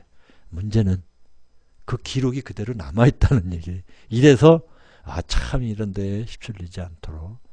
그래서 어느 여 교수님이 지하철 같은데 이런데 탈 때는 남자들은 호주머니 속에 양손을 다 넣어라. 아니면 손잡이를 양쪽으로 잡아서 여성들한테 혐오감을 주지 않도록 해라. 이런 어떤 여교수님이 이제 칼럼을 썼는데 남성들이 이제 굉장히 불쾌하고 이제 여론이 안 좋아서 어떤 이런 부분들이 있어요. 그래서 서로 이제 조심을 해야 되는 부분이기도 하지만 일단은 기준은 피해자 관점이라는 거 가지고 계시고요. 그 다음에 만약에 회사에서 조직 내에서 이 성희롱이 일어나면 그 조직에 대해서 또 교육 실적을 확인을 합니다. 연 1회인데 이런 게 안 돼 있으면 그 기관에 300만 원 이하의 과태료가 부과가 된다는 것도 참고를 하시기 바랍니다. 자, 이 안전에 대해서 이제 말씀을 드렸는데 이 자연재난도 이제 한번 보겠습니다. 요즘 포항에서 지진으로 인해서 이제 그 수능까지도 연기하고 하는 초유의 사태가 벌어졌는데 잘 수습이 되기를 바라는 마음으로 지진에 대해서도 이제 말씀을 드립니다. 자, 우리나라도 이제 뭐 지열 때문에 그랬다라고 하는 논란이 지금 일어나고는 있지만 2005년도부터 이 그래프처럼 강도 5회 이상의 그 지진이 데이터가 이렇게 많이 올라간 걸 볼 수 있습니다. 그래서 이 지진에 대해서는 상당히 각별한 그 대비가 이제 필요한 시기인 것 같습니다. 여러분들 그 지진에 대한 이제 그래서 시뮬레이션을 이렇게 해봤더니 서울에서 종로구에서 이제 평창동에서 일어났을 때 깊이가 30km, 그래서 인명피해는 약 그 6만 한 3천 명 정도가 인명피해가 있을 거로 이제 시뮬레이션 된 자료들이 있어요. 여러 기관들에서 지금 무방비 상태는 아닌 것 같아요. 좀 어떤 이런 일이 벌어지면 막 그 정부부터 비난하고 그러는데 비난하는 거에서 발전적인 방안으로 갈 수 있도록 독촉하는 거는 좀 괜찮은데 막 무조건 그냥 막 이렇게 하는 것보다는 나의 안전과 가족의 그 다음에 회사, 나라, 국가에 대한 이런 부분도 같이 그 생각하는 방향으로 비난만 할 게 아니라 이런 자연재난 같은 거는 공동의 관심사로 같이 가져야 되겠죠. 자, 그래서 지진 대비와 그 상향벌 대책을 보면 그 매뉴얼이 이제 뭐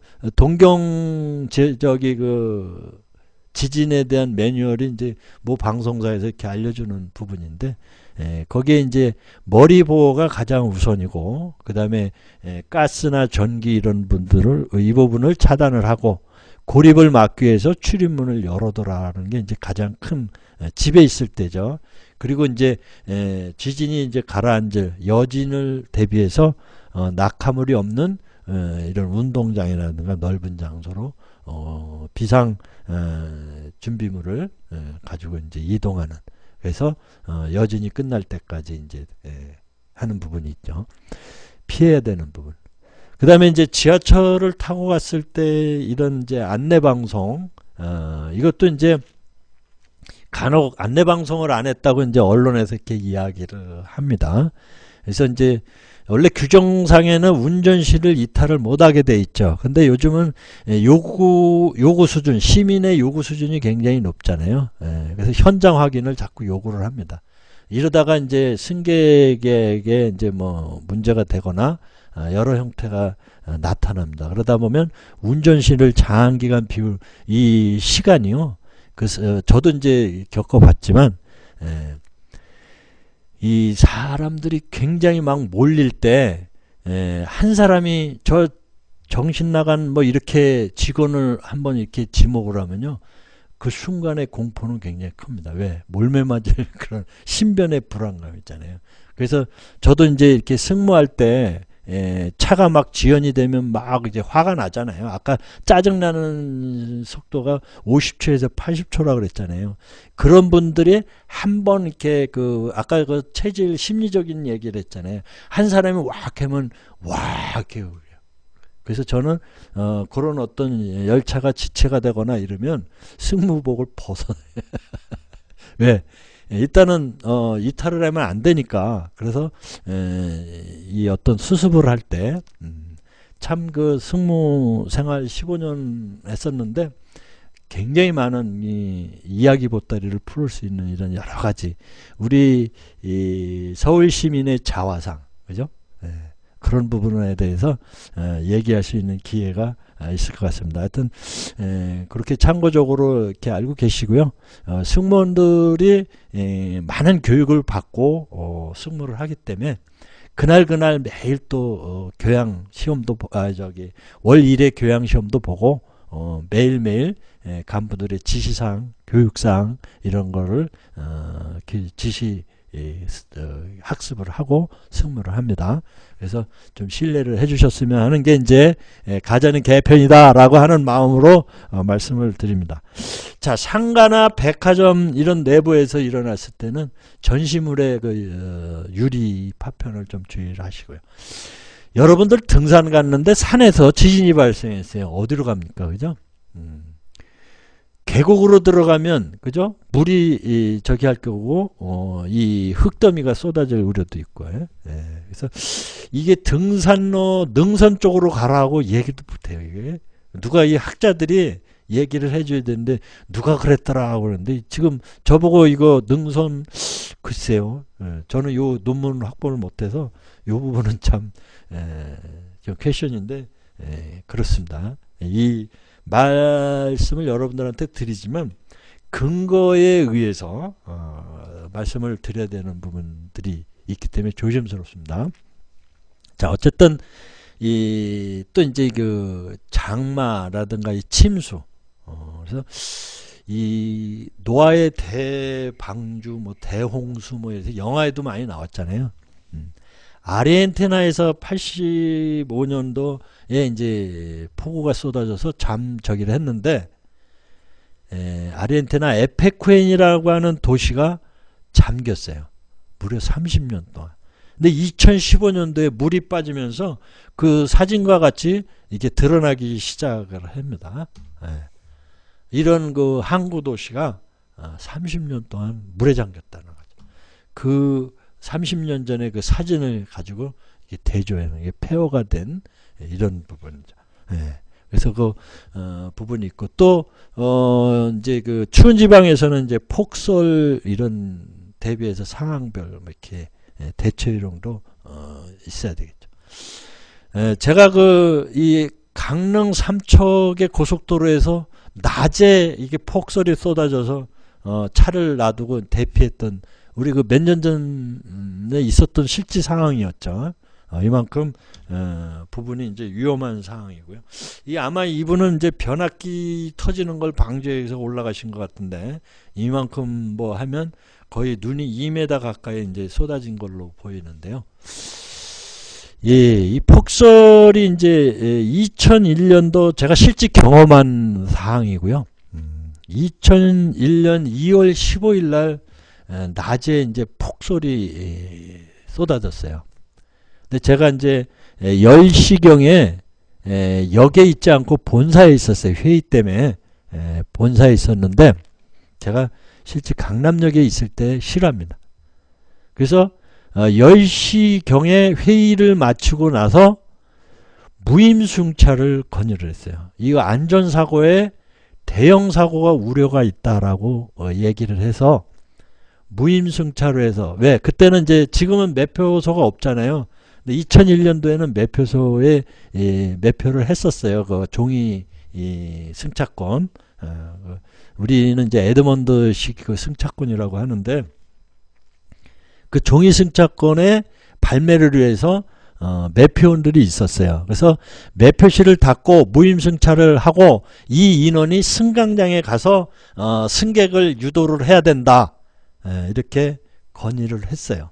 근데 실질적으로 10시경에 제가 건의를 했는데 무임승차 허용은 4시에 지시가 떨어졌어요. 물론 그때 경영진이 저는 기억이 안 나는데 어쨌든 서울시 소속이었기 때문에 이제 서울시 최종 승인이 4시쯤에 있어요. 이미 역이나든가 승강장, 대합실 모든 역은 아수라장이 돼 있었어요. 근데 제가 강남역에 있었는데 강남역이 또 승강장이 좁아요. 요즘은 이제 분당선 연결이 돼 있어서 대합실은 좀 이렇게 넓혀져 있는데 어쨌든 승강장은 좁습니다.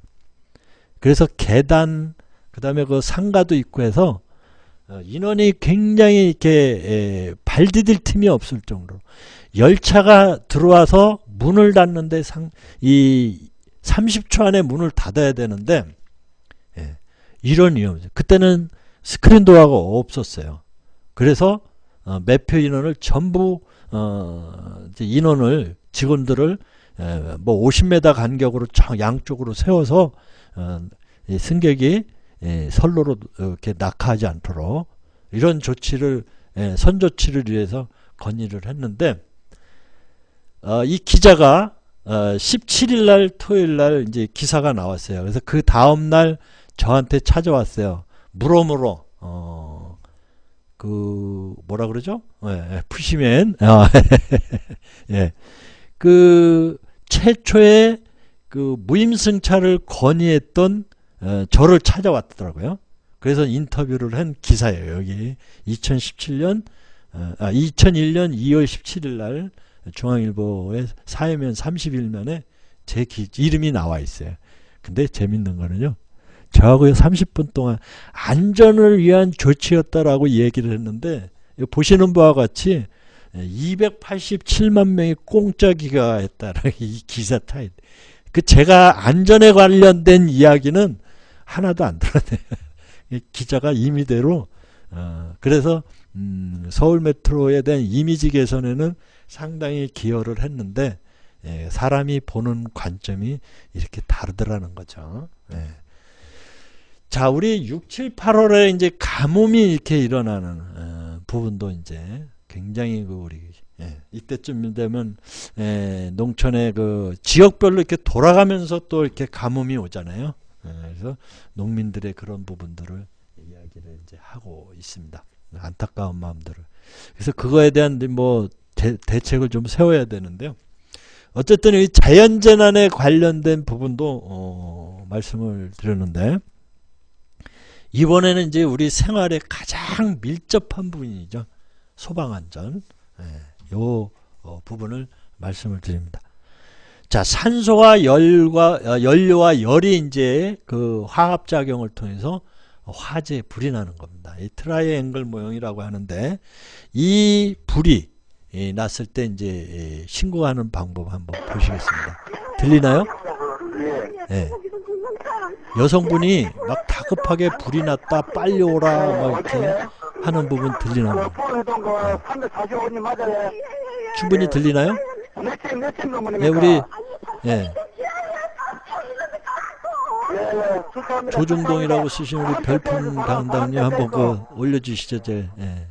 자, 그러면 이제 화재를 이제 신고를 차분하게 하는 부분을 한번 들려드리겠습니다. 지금 나갑니다.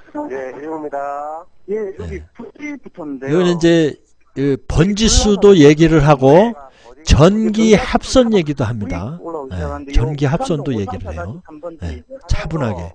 그러면 이 상황실에 있던 근무하는 이제 상황실에 근무하는 직원들이 정확하게 출동을 하게 됩니다. 그래서 제가 앞서서도 말씀을 드렸지만 신고할 때 육하원칙에 의해서 차분하게 거기에 있는 어떤 자기 이야기는 여기는 이제 전기 합선 같다라고 해서 불길이 치솟는 부분. 그래서 여러분들 출동할 때 유류 화재인데 그 물차가 먼저 가면 되겠습니까? 네, 포말 소화기 같은 그 화학 그 살포 차들이 먼저 가야 되겠죠. 그래서 요런 부분들이 있는 거죠. 그 소양인 부분은 이제 단정할 수는 없고요. 하여튼 일단 이제 그런 그 신고할 때 육하 원칙에 의해서 차분하게, 그리고 유관기관에 출동하는 통로를 확보를 하고 초동 수사에 도움이 되도록 범인 검거에 이런 그 현장 보존 이런 부분들을 꼭 이렇게 하셔서 신고를 하시는 방법들을 한번 해보시죠. 우리가 그 신고를 아까 서두에서도 조금 말씀드렸지만, 우리 여성분들은 이제 가족이나 친구한테 한다는 50% 이런 부분이 있다라고 그러는데, 여성을 비하하는 건 아니고요. 그 연습을 좀 하시라는 부분에서 강조하는 부분이니까 이해를 해주시기 바랍니다.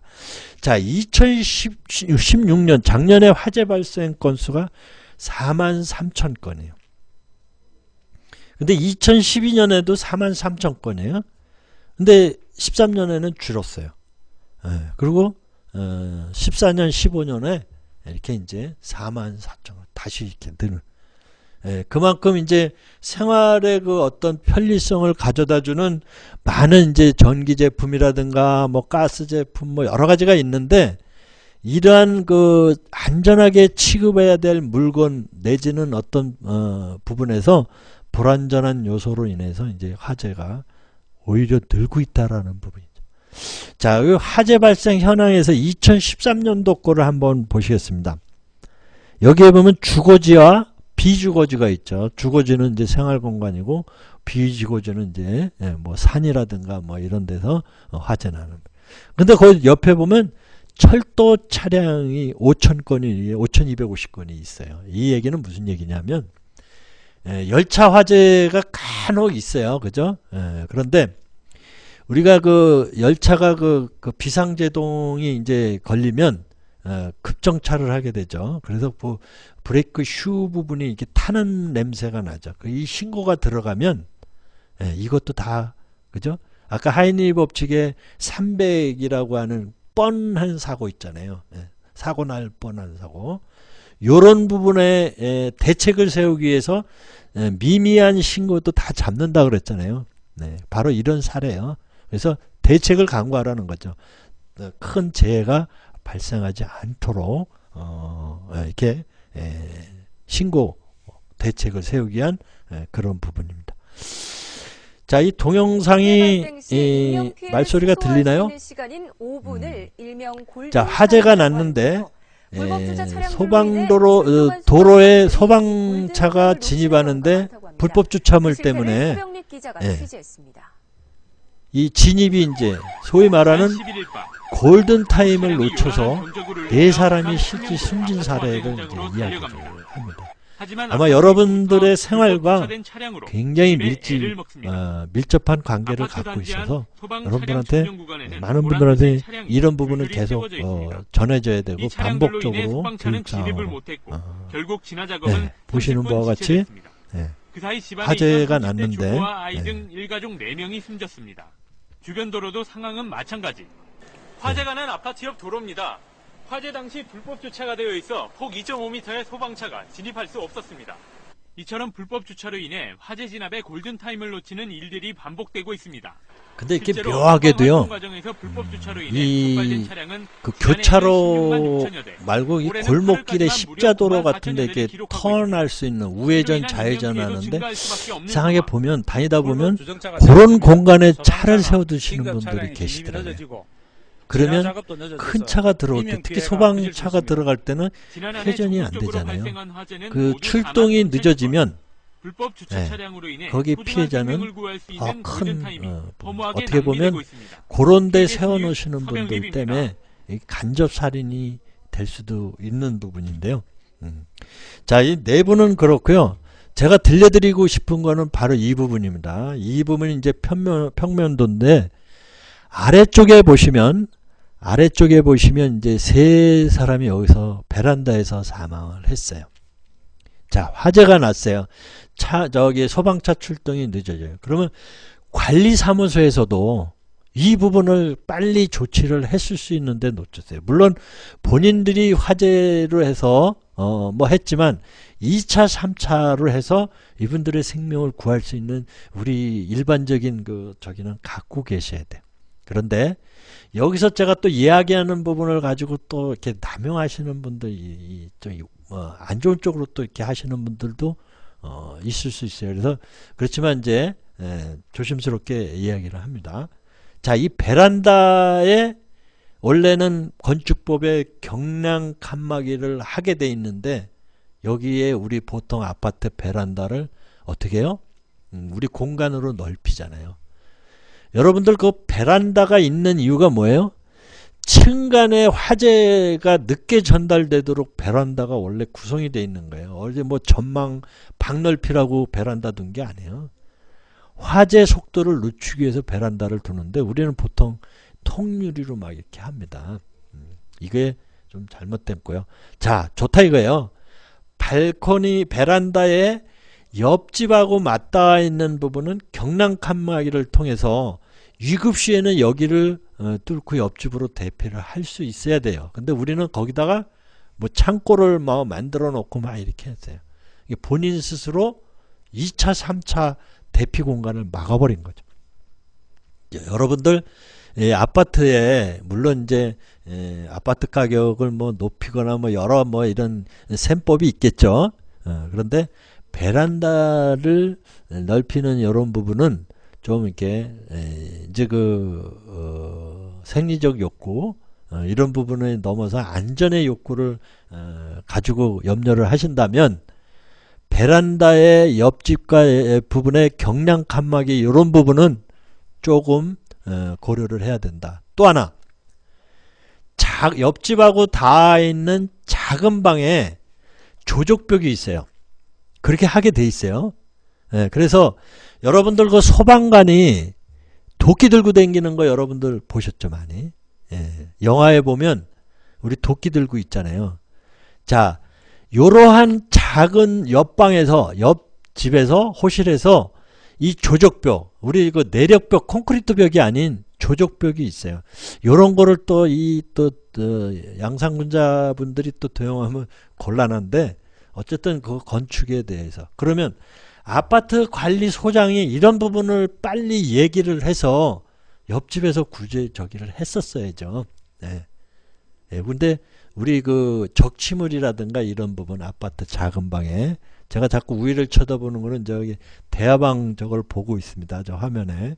그래서 자, 참고로 베란다 경량 칸막이 그리고 작은 방에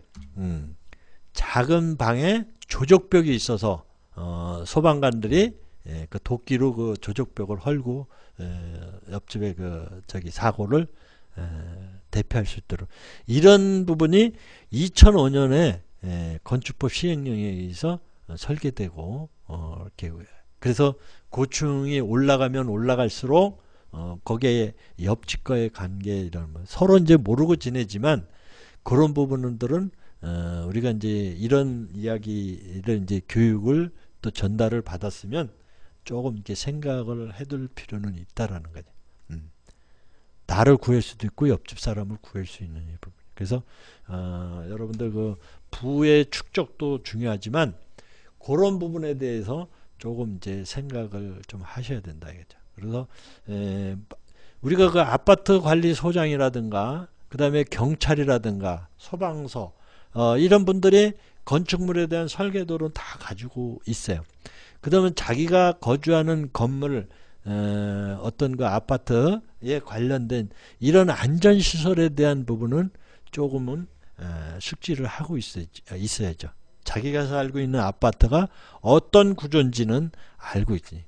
우리가 뭐 보통 알아봐야 뭐 계단형이니 뭐 또 뭐 복도형이니 뭐 이런 정도만 알 것이 아니라 복도형에서는 어떻게 대피하고 계단형에서는 어떻게 대피하고 거기에 그 연기를 막는 그런 이제 문들이 있는데 막 거기에 막 적침을 두고 막 하잖아요. 이거를 수없이 교육을 시켜도 잘 이렇게 안 되는데 요즘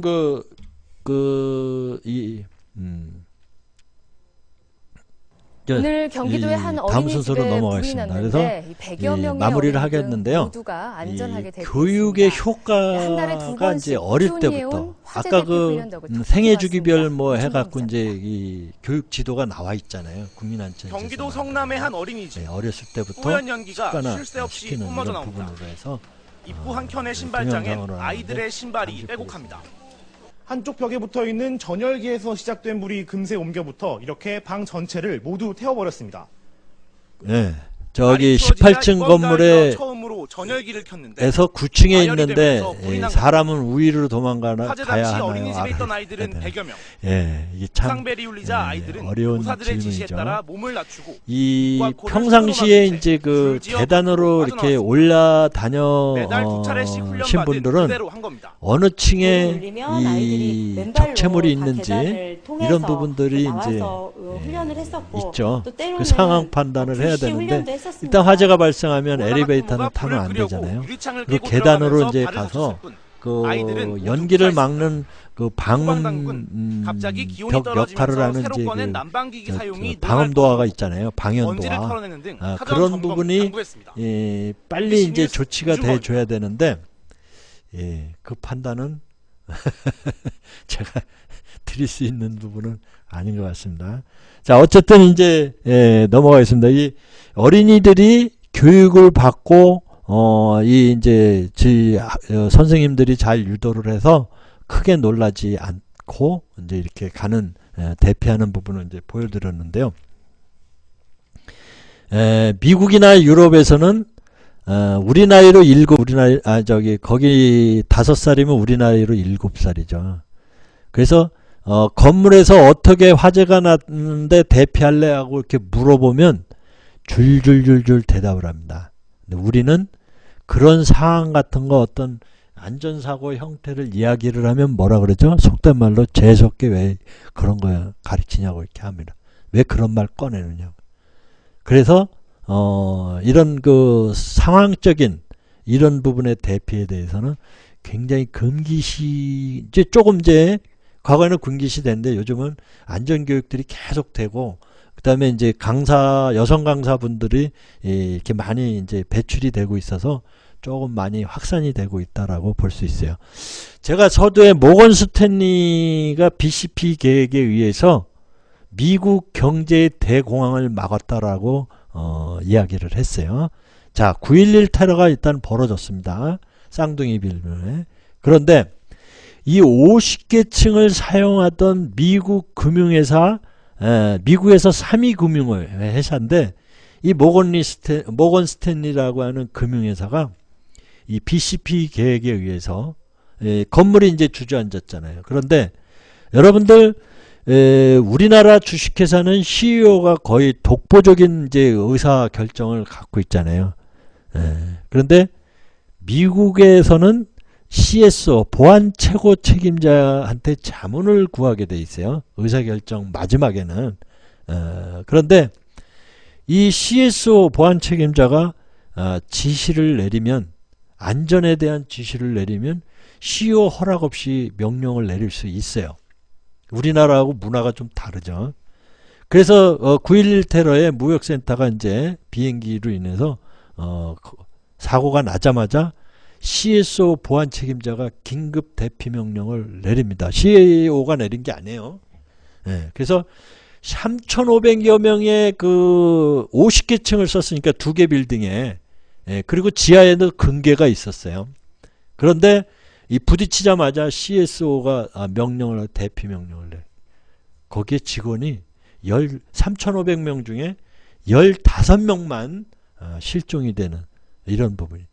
또 미국의 그 갑부들이 많이 모건 스탠리 금융회사를 이용한다 그래요. 우리 표현은 이제 은행이죠. 그런데 이 은행이 만약에 이 자료들이 이제 다 망실이 됐다라고 하면 그 미국 경제를 움직이고 있는 기업들 모든 현금 유동이 차단이 돼 버리잖아요. 이러면 미국의 그 대공황이 발생할 수 있는 위기 순간이었는데 CSO 보안 책임자의 명령으로 대피를 했고, 이 BCP 계획에 업무 연속성 계획이라고 해서 비상계획의 일환인데, 이 서버가 이제 알래스카 쪽에다가 이렇게 했다 그래요. 근데 우리나라 같으면 그거 지난번에 당진 현대제철 공장에서 그 비상용 케이블을 5억 원어치를 그 하청업체에서 이렇게 훔쳐간 사례가 이제 뒤늦게 발견이 됐는데 바로 이런 겁니다. 회사에서는 기업을 살리기 위해서 BCP 계획이 반드시 있어야 된다는 거죠. 그래서 언제 이슬 일어날지 모르는데 이 모건 스탠리는 이 BCP 계획으로 해서 미국 경제를 살렸던 그런 대표적인 사례가 있습니다. 우리 여기 저는 이제 여기에 다이아트의 그 뉴욕 그 은행 지하에 금괴를 이제 사진으로 이렇게 붙여놨는데 보이시 그 존 맥켄리 형사가 하이만 대령을 이제 추적하면서 여기에 이제 하이만 대령이 그 존 맥켄리 그 형사를 따돌리고 지하에서 이제 금괴를 훔쳐가는 장면인데 이 CSO의 명령으로 모건 스탠리 지하에 있던 것까지. 그래서 혹자들은 이게 조작이 아니냐 이런 부분들을 이야기하는 분들 여러분도 혹시 들으셨는지 모르겠어요. 미리 계획돼서 이게 한 거 아니냐고 이렇게 오해의 이야기를 하고 있어요. 그런데 미국 사회에서 이런 여러의 비상대책, 비상계획들이 있더라는 거죠. 그래서 여기 보시면 뭐 재물에 관련된 여러 그 모건 스탠리 그 부분을 제가 올리는데 여기 보면 약 840조 원에 그때 당시에 환율이 1030원, 지금은 1080원인가 그렇죠. 그래서 이러한 그 어마어마한 그 부분이에요. 우리 신한금융이 311조인데 이게 이제 당시 기록이겠죠. 지금 17년이니까. 자, 우리 기업의 재난 사례를 조금 더 들겠는데요. 한 7, 8분이 남았어요. 근데 하여튼 우리 삼성전자가 우리나라 경제를 이제 이끌어가고 있는데 운이 참 좋은 부분 사례를 제가 말씀을 드립니다.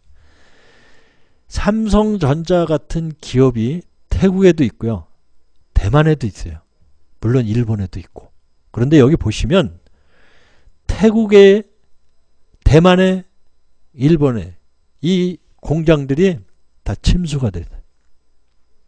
그래서 제가 삼성전자는 많이 이제 그 건물들에 가려서 위치를 제가 잘 모르겠는데 여주에 가시면 그 하이닉스 있잖아요. 도로보다 상당한 높이 위에 하이닉스 그 공장 건물이 있는 거예요. 여러분들 통행하면서 많이 보셨을 거예요. 그죠?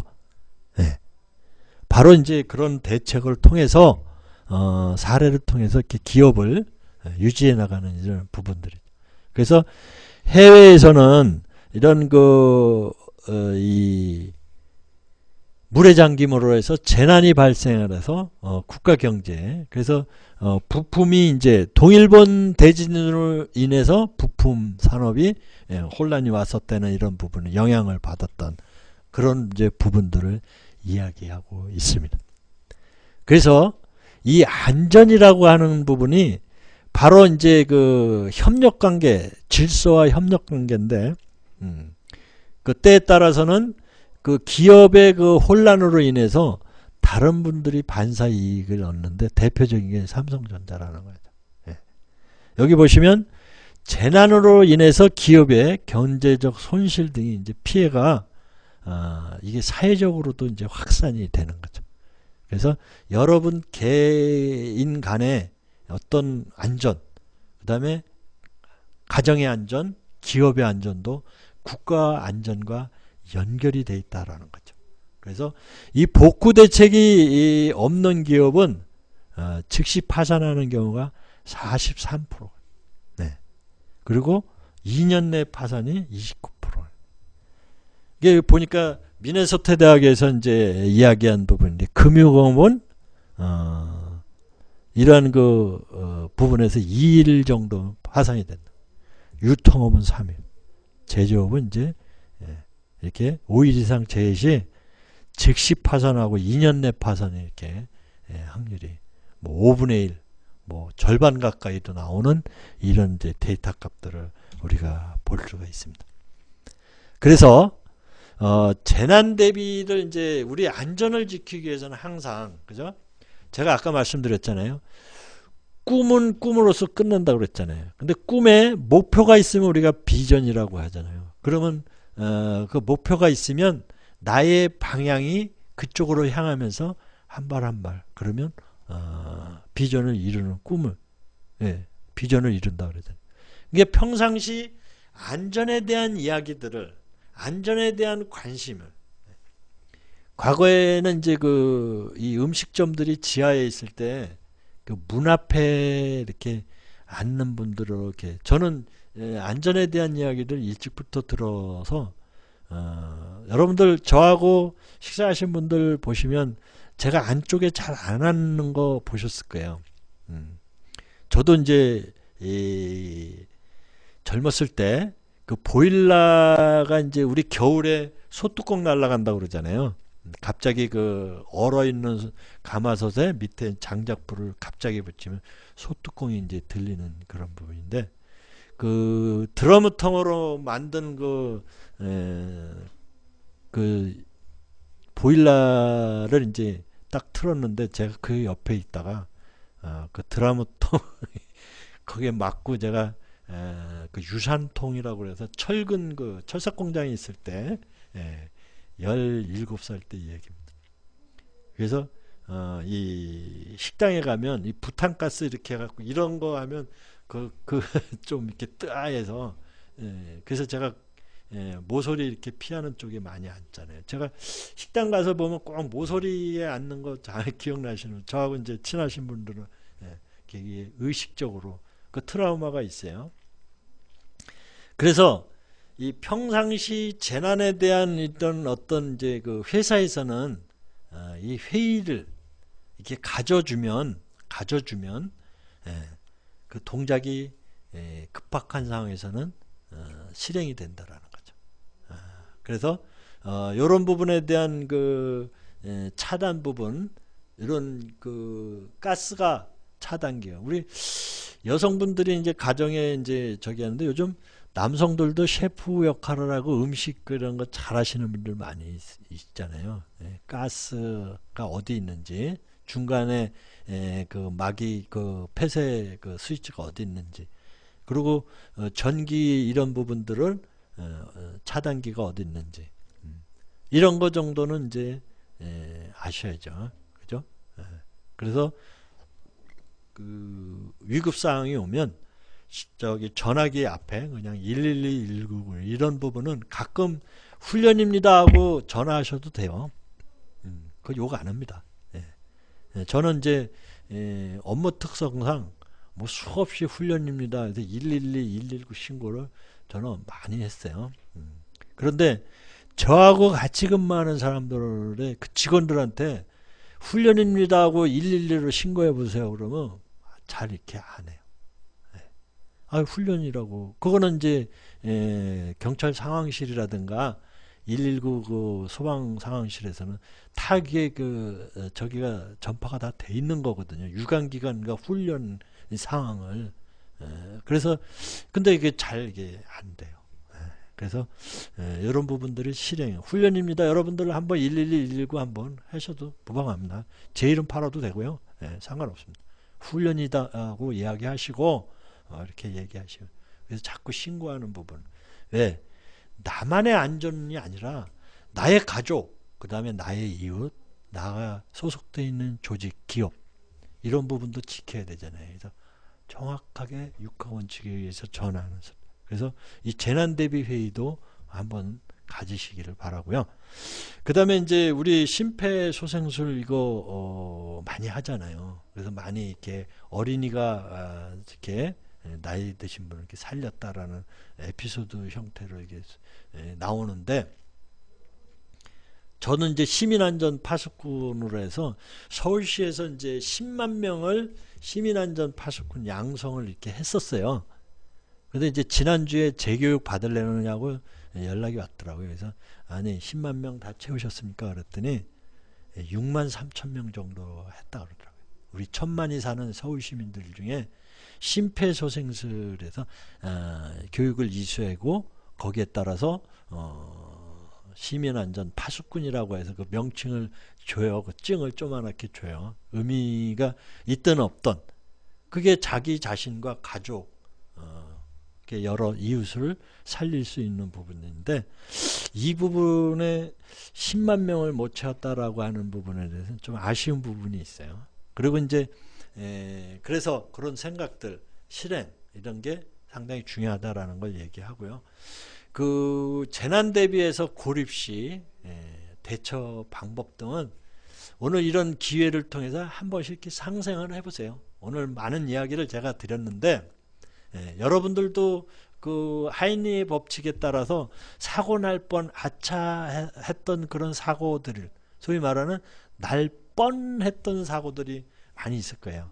그래서 여러분들의 현 위치에서 한 번쯤 그게 여러분들한테 가족을 지키고 자신을 지키는 그런 부분이라고 생각을 합니다. 그래서 뭐 홍수시, 대설시, 그 다음에 여러분들 차량 운전 많이 하니까 뭐 아까 그 폭설이 내려서 강릉 삼척간에 그 낮에 대낮에 아마 밤에 그랬으면 아마 큰일 났을 거예요. 근데 다행히 낮에서 차를 놔두고 대피했던 이런 부분들이 우리가 이제 익히 알고 있는 내용이잖아요.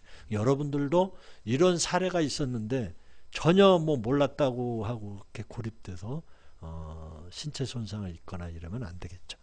그 다음에 이제 비상 대비 물품에서 무슨 사고가 나면 막 그 마트가 그냥 막 통째로 막 이렇게 하는 부분들이 있는데 그러지 마시고 여러분들 적절하게 평상시에 이렇게 준비하는 부분이 있고 그 다음에 집에 단독 경보용 감지기 등 이게 비용 얼마 들지도 않아요. 이런 부분 그 다음에 소화기 이거 크게 저기 하는데 집에 없으면 제 이야기를 드시고 한번 이렇게 구비를 하는 것도 여러분의 안전을 지키는 그런 부분이라고 생각합니다. 여러분들 지금 3분이 지났는데 여러분들 어떤 생각이 드세요? 재난과 이게 이제 국민안전처에 의한 매뉴얼의 그 6가지 등을 전부 지금 제가 말씀을 드렸는데 여러분들 어떤 생각이 듭니까? 제가 당부드린 뭐 심폐소생술, 안전파수꾼 이런 교육들, 그 다음에 집안의 소화기 이런 거 갖춰놓고 나라의 안전과 가족의 안전, 기업의 안전 이런 부분에 대해서 이 R&D 하시는 분들 혹시 또 이제 유튜브를 통해서 아프리카 TV로 해서 이렇게 들어오신 분들도 이런 거 한번 안전에 대해서 한번 생각을 해보시고 여러분의 행복이 안전의 기본이 된다. 안전이 여러분의 행복의 기본이므로 이 안전에 대한 질서와 협력 관계도 잘 인식했으리라고 믿고 오늘의 이야기를 여기서 마치도록 하겠습니다. 감사합니다. 우리가 이제 마지막으로 뭐 산다는 것은 수많은 도전과 열정으로 꿈을 만들어가는 활동입니다. 그 기본은 바로 안전이 바탕이며 안전은 행복을 지키는 사랑의 근본입니다. 감사합니다. 아유 우리 별풍당당님 끝까지 지켜주셔서 감사합니다. 행복하십시오. 고맙습니다.